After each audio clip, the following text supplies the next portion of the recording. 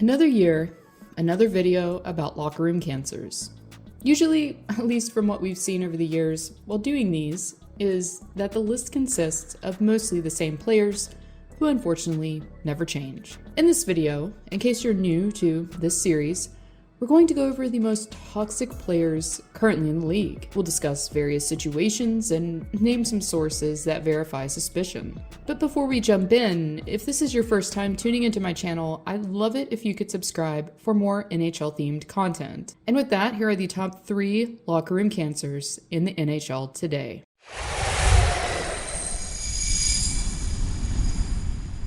Okay, I know. Tony DeAngelo technically isn't in the NHL anymore, but I had to add him. One, because I feel like no matter what, DeAngelo will always come to mind when someone mentions toxic NHL players. And secondly, there's been a new development in the DeAngelo saga. So in case you're not aware of DeAngelo's history, let me bring you up to speed. From the start of his hockey career, literally, because it began in junior hockey, he lacked impulse control, meaning that DeAngelo had multiple outbursts in the past that have caused him to be suspended and or fined. From violating the OHL's harassment and abuse diversity policy to abusing officials, by the time DeAngelo took to the stage to be drafted, he had already had a checkered past. And unfortunately, this hasn't been something he's been able to grow out of. In 2021, after losing in overtime to the Pittsburgh Penguins, DeAngelo lost it on his teammate Alex Gorgiev, which resulted in fist flying. If you'd like to learn more about that incident, I'll link a video below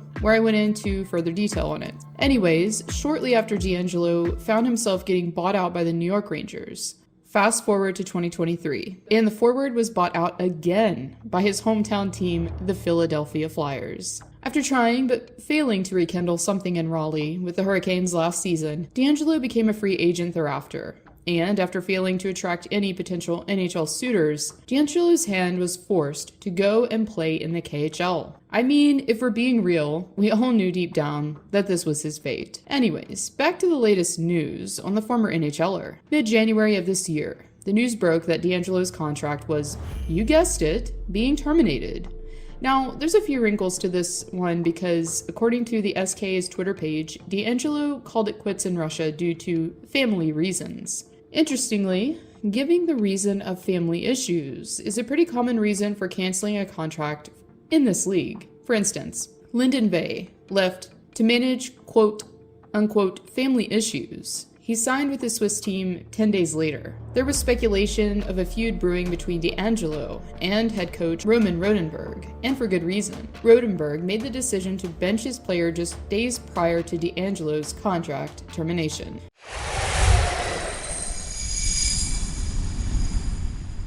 Pierre-Luc Dubois' career path has been a unique one to say the least. Even before he made his NHL debut, he had already asked to be traded down in the QMJHL, and it wasn't long after that that he began wanting out of Columbus. At the time though, back in 2021, it seemed like the Jackets couldn't keep any of their star talent. Artemi Panarin, Sergei Bobrovsky, and Matt Duchene are just a few of many players that have wanted out of Ohio's capital. Therefore, from the outside looking in, okay, maybe it wasn't a great fit for Dubois. Not everyone can vibe with John Tortorella.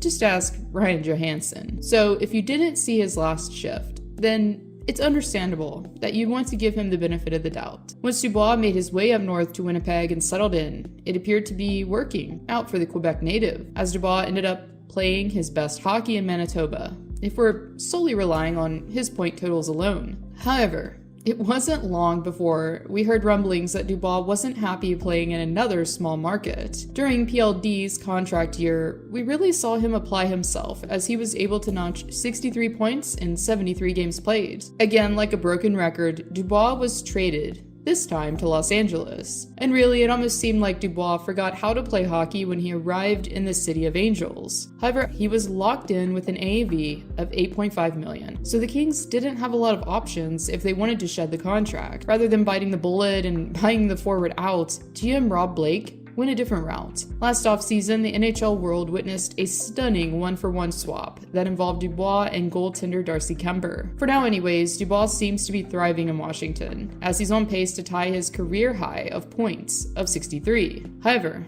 PLD has seemed to be in it for himself only from day one. And while yes, the NHL is a business, Dubois doesn't seem to value the traditional team structure in the way that most players do. He hasn't put down roots in a particular city or been embraced by a fan base as a household name. This isn't surprising considering that Dubois has forged a reputation for himself of being incredibly selfish and a locker room cancer. It will be interesting to see how long it takes for the honeymoon phase to wear off for Dubois in Washington. Currently, at 26 years of age, Dubois is now playing for his 4th team, and if I'm a betting girl, I'm going to say that there's going to be a 5th one eventually.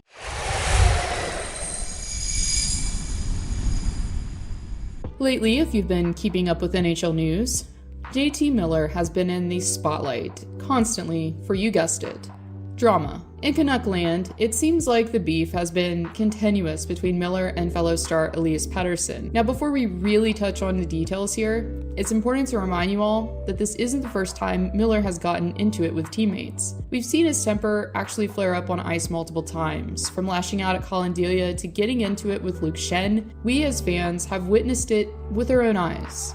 Also, it was around this time that TV analyst and former NHLer Colby Cohen shed some light on the state of the Canucks dressing room. I've heard that there's a lot of friction in that dressing room between some of the star players and the rest of the team, said Cohen. It's really cliquey in that dressing room.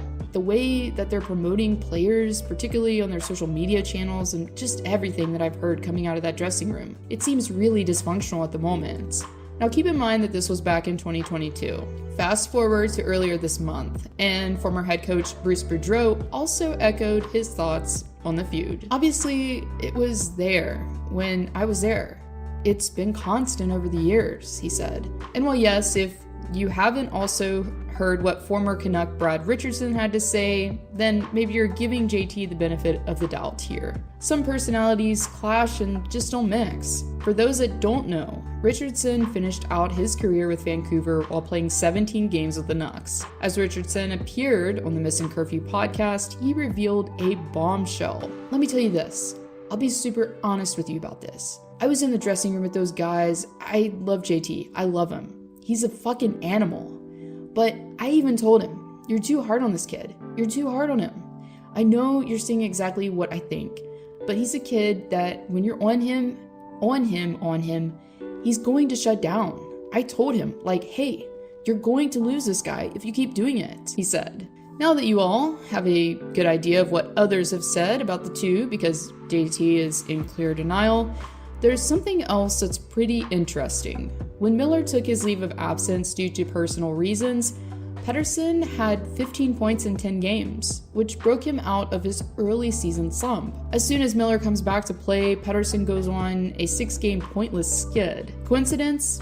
I think not. Not only does Miller have some fans turning on him, but his head coach hasn't been pleased with him either. Another toxic aspect of Miller's game that we've seen, and former NHLer Kevin Bieksa has even called out, is that he pulls a Dubois and quits playing when he's frustrated. He recently did so against the LA Kings at home, as it seemed like the forward was out for just a casual skate instead of being there and paid to play hockey. Well, yes, Miller's personality can be a good one to have in the locker room when it comes to his excitability and charisma, but has it really been worth it? For the team is the question. Yes, he's been successful and the team's best player offensively at times, but clearly, the baggage that he carries with him almost negates that. In conclusion, it will be interesting to see where either Pettersson or Miller end up, and also which team PLD would be traded to next, because guys, we all know that one's coming. If you enjoyed this video, please consider subscribing to my channel for more NHL themed content. Thank you all for watching, and I'll see y'all next time.